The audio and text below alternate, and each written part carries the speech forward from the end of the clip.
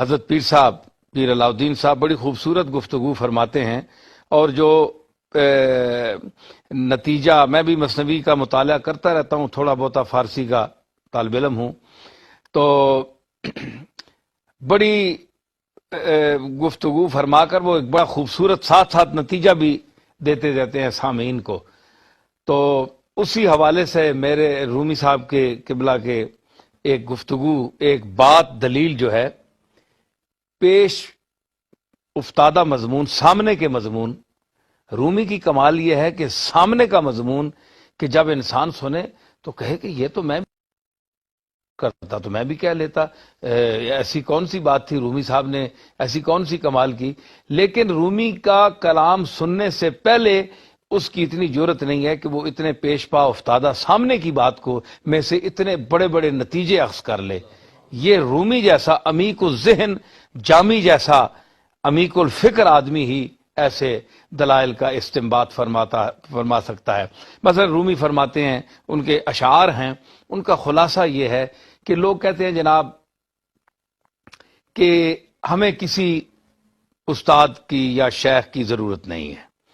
ہدایت کی ضرورت نہیں ہے، ہمیں اللہ نے عقل دی ہے، ہم خود عقل مند ہیں، ہمیں کسی کی کیا ضرورت ہے۔ تو رومی صاحب اس پر ایک دلیل دیتے ہیں، وہ فرماتے ہیں کہ یہ آپ نہ کہیے، یہ آپ کہیے کہ آپ کو پیر کامل یا شیخ کامل یا استاد کامل نہیں مل رہا، اس کی آپ تلاش کریں، یہ ٹھیک ہے، آپ کو کوئی آدمی مل نہیں رہا، یہ ابھی تلاش جاری رکھے۔ لیکن یہ نہ کہیں کہ کوئی شیخ کامل یا استاد کامل ہے جی، یا مربی کامل، اس کی کوئی اہمیت نہیں، افادیت نہیں، یا ہم اس کے بغیر بھی پہنچ سکتے ہیں، جس طرح بعض لوگوں کا خیال ہے، اور یہ خیال خام ہے، غلط خیال ہے۔ کچھ لوگ کہتے ہیں ہم حدیث کے بغیر بھی پہنچ سکتے ہیں قرآن کے مطالب کو، کچھ کہتے ہیں جناب کہ قرآن مجید کافی ہے، حدیث کی ضرورت نہیں ہے۔ تو مطلب ہے کہ اس قسم کے فکر جو ہے، یہ اہل سنت وہی جماعت ہے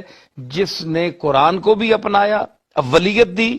اور ثانویت جو ہے وہ سنت رسول کو دی، کیونکہ جن آیات کی توضیحات خود قرآن کی آیات میں نہیں ملتی، اس کی وضاحت خود کملی والے کی سیرت عطا فرماتی ہے ہمیں۔ تو یہ اہل سنت والجماعت کا مسلک ہے، یہ اعتدال کا مسلک ہے، تو اس میں افراط و تفریط نہیں ہے، بلکہ معتدل مسلک ہے اگر غور کیا جائے۔ تو رومی صاحب فرماتے ہیں کہ وہ خام خیالی ہے اس کی، اگر وہ کہتا ہے کہ اس کی کوئی ضرورت نہیں ہے۔ فرماتے ہیں دیکھیں اب سامنے کی بات ہے، آپ بڑے محظوظ ہوں گے ذرا فکر فرمائیں گے تو، کہ اتنا انسان کا بڑا جسم ہے، اس کے اوپر یہاں 2 آنکھیں ہیں، اس کا سائز کتنا ہے، اتنا سا سائز ہے، چھوٹے چھوٹے ہیں، اور پھر جہاں سے جو منبع نور ہے، جہاں سے نور نکلتا ہے، وہ تو اتنا باریک سوراخ ہے، باریک سوراخ ہے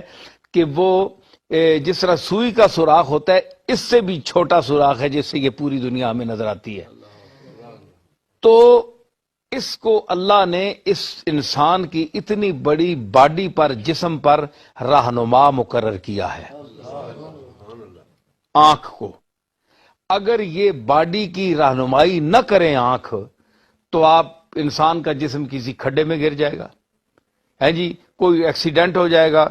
کہیں ٹکرا جائے گا، کسی حادثے کا شکار ہو جائے گا۔ تو اس کی رہنمائی کے بغیر جب انسان کا یہ ظاہری جسم اپنی منزل تک بآسانی اور صحت و سلامتی کے ساتھ پہنچنا ناممکن ہے، بڑا مشکل ہے، تو اس نادیدہ منزل کی طرف،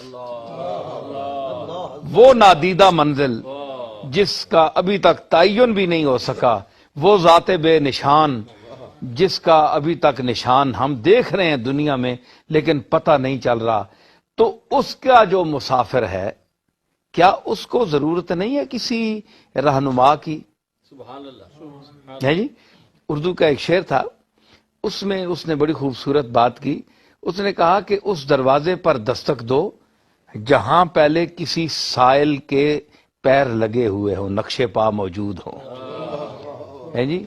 تو وہ دروازہ کھٹکھٹاؤ جہاں کوئی پیر پہلے نشان لگے ہوئے ہوں، مطلب یہ ہے کہ اس دروازے کو کھٹکھٹانے کے لیے پہلے بھی کوئی آیا ہے۔ جس دروازے پر نقش پا لگے ہی نہیں ہے، کوئی آیا ہی نہیں ہے، تو وہ دروازہ کھٹکھٹانے کا کیا فائدہ؟